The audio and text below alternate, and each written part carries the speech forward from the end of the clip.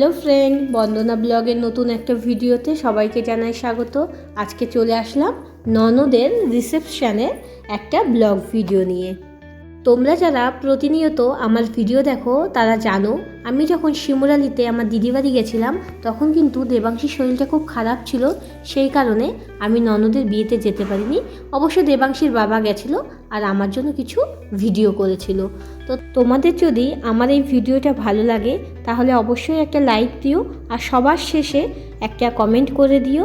তাহলে চলো বেশি কথা না বলে ভিডিওটা শুরু করা যাক। সবাই ভালো আছে আর আমি অনেক ভালো আছি। আমি বন্দনা ব্লগ ইউটিউব চ্যানেল সবাইকে জানাই স্বাগত। তো দেখো এখন সাজুগুজু করে রেডি হয়ে গেছি আমি আর দেবাংশী। এই দেখো আমরা ম্যাচিং করে পরেছি দুজনা। এই হাই বলে দাও মাম্মা।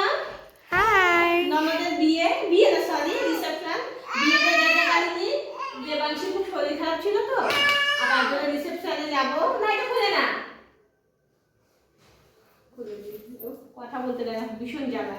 তো বিয়ে বাড়ি যাবো, ভিডিও করব, ননদকে কেমন লাগছে দেখাবো, তোমাদের খাওয়া দাওয়া করবো, কি কি মেনু ছিল সবার সাথে দেখাবো, সবার সাথে ভিডিও করবো।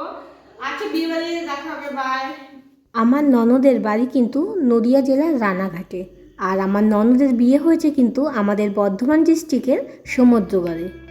ননদের বিয়ে হয়েছিল 13ই ফেব্রুয়ারি, হিসাব মতো 15ই ফেব্রুয়ারি কিন্তু ননদের রিসেপশনটা হওয়ার কথা ছিল, কিন্তু কোনো কারণবশত সেটা 16ই ফেব্রুয়ারি হয়েছে। আমরা কমিউনিটি হলে পৌঁছানোর কিছুক্ষণ পরে কিন্তু কন্যাযাত্রী চলে এসেছিল। আমিও কন্যাযাত্রী, কিন্তু যেহেতু আমাদের বাড়ির খুব কাছেই বিয়েটা হয়েছে আমরা বাইকে এসেছি আর ওরা এসেছে নদিয়া ডিস্ট্রিক্ট থেকে বাসে করে। তো দেখতেই পাচ্ছ কন্যাযাত্রী সবার হাতে কিন্তু রয়েছে তথ্য। কম বেশি তোমরা সবাই জানো এই তথ্যে নানান রকম পোশাক আশাক, ফল, মিষ্টি আরও অনেক কিছু দেয়া হয়, প্রণামী জিনিস দেয়া হয়। তো আমরা সবাই এখানে অপেক্ষা করছিলাম। অ্যাকচুয়ালি রানাঘাট থেকে 60-70 জন মতন এসেছে।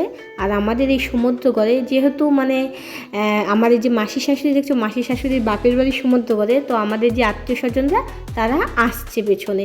তো আমরা সবাই একসাথে ঢুকবো বলেই কিন্তু অপেক্ষা করছিলাম। তো এইটা দেখো আমার মাসি শাশুড়ি, আর ওই যে আমার শাশুড়ি, আমার শাশুড়িরা 2 বোন 1 ভাই। আমার শাশুড়ি হচ্ছে বড় আর এটা হচ্ছে মাসি শাশুড়ি ছোট, তারপরে আছে একটা ভাই। তো সেই ভাই আমার মামা শ্বশুরের জন্য অপেক্ষা করছে, মামি আসবে আরও অনেকে আসবে।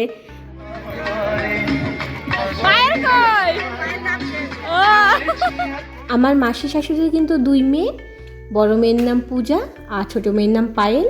তো বড় মেয়ে পূজার কিন্তু আজকে রিসেপশন। ভেতরে যাবার কিছুক্ষণ পরে কিন্তু আমাদের হাতে টিফিন ধরিয়ে দিয়েছে, আর আমার শাশুড়ি মা আমাদের 3 জনের টিফিনগুলো আমার শ্বশুরের হাতে দিয়ে বলছে বাইকে টুল বক্সে রেখে দিতে, কারণ আমাদের পক্ষে এত মিষ্টি এত কিছু খাওয়া সম্ভব না। কারণটা তোমাদের বলছি, কারণ আজকে দুপুরে আমাদের একটা শ্রাদ্ধ বাড়িতে নেমন্তন্ন ছিল, সেখানে এত কিছু মেনু ছিল, দই কাতলা, এঁচোড় চিংড়ি, চাটনি পাঁপড় মিষ্টি, যা যা হয়ে থাকে একটা অনুষ্ঠান বাড়িতে। তো এত রিচ খাবার দুপুরে খেয়ে আবার কন্যাযাত্রী যাওয়ার সাথে সাথে টিফিন খাওয়া, টিফিনে অনেক রকম কিছু ছিল। তারপরে ছিল স্টলে ছিল ফুচকা, কফি, পকোড়া, আর কন্যাযাত্রীদের জন্য স্পেশালভাবে ছিল ফিশ ফ্রাই। এছাড়াও তো ছিল মেন কোর্স বাকি। তো তোমরাই বলো এত কিছু কি একদিনে খাওয়া ঠিক? অ্যানিভার্সারির পরে আজকেও কিন্তু আমি পার্লার থেকে সেরেছি। তো আজকের সাজটা কিন্তু আমার খুব পছন্দ হয়েছে। এই সাজটা আমি খুব সহজে ক্যারি করতে পারছিলাম। অ্যাকচুয়ালি আমি তো সবসময় মাঝখান থেকে শীতে করে বা চুল খোপা করে বাঁধি, এইভাবেই সাজগোজ করি।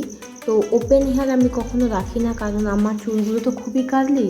ওপেনভাবে রাখলে খুব একটা ভালো লাগে না দেখতে, খুব তাড়াতাড়ি উস্কো খুস্কো হয়ে যায়। তো আজকে একটু অন্যরকমভাবে হেয়ারস্টাইলটা করিয়ে দিয়েছে আমাকে, যার কাছে আমি সেজেছি। তো আমার খুব পছন্দ হয়েছে। তোমাদের কেমন লেগেছে অবশ্যই কমেন্ট করে জানিও।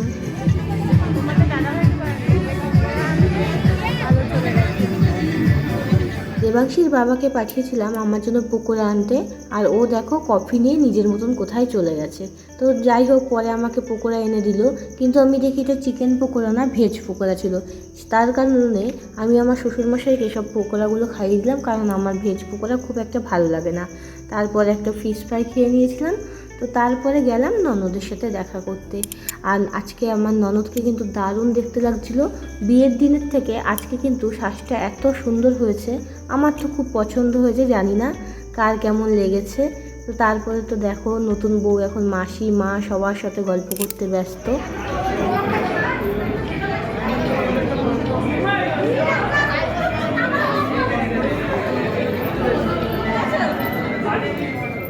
ননদকে তোমাদের সাথে একটু ইন্ট্রোডিউস করিয়ে দিলাম। ননদ দেখলে তোমাদের সবাইকে হাই বললো।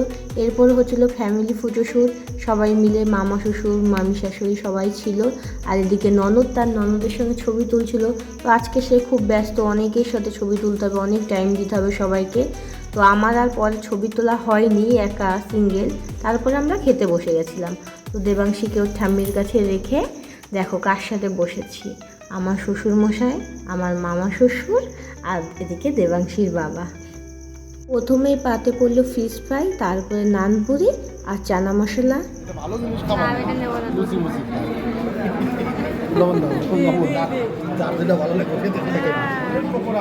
প্রথমে তো ফিশ ফ্রাই খেয়েছি, তারপরে স্যালাড আর নানপুরি চানা মশলা খেয়েছি। তার জন্য দেবাংশীর বাবা একটু বকবক করছিল, কারণ ও একদমই পছন্দ করে না। আমি এত ফাস্টফুড খাই, তো এইসব পকোড়া ঠোকোড়া ভালোবাসি, ওই সব ভালোবাসে না।